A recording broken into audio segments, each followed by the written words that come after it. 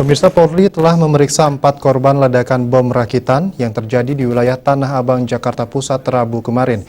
Dari hasil interogasi polisi, keempat orang tersebut kemungkinan besar tidak terlibat dalam aksi terorisme.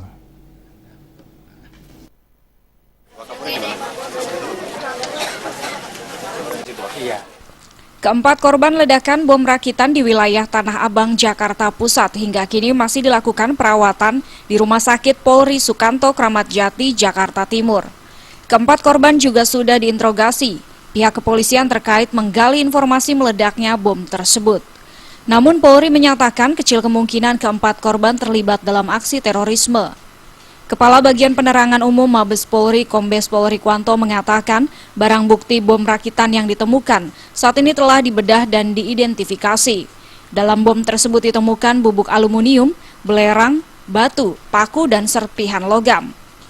Rikwanto menambahkan saat ini tim melakukan pencarian terhadap pelaku yang meletakkan bom tersebut dan mendalami kenapa benda tersebut berada di kawasan pemukiman padat Tanah Abang.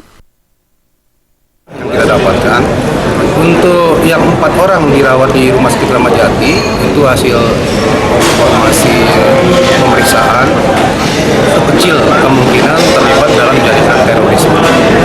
Jadi kita rawat dulu yang bersangkutan, satu kritis, yang 3 cukup parah, kemungkinan bisa disembuhkan. Tapi dari interogasi dan bukti-bukti yang kita peroleh, keempat orang ini kecil kemungkinan terlibat jaringan terorisme.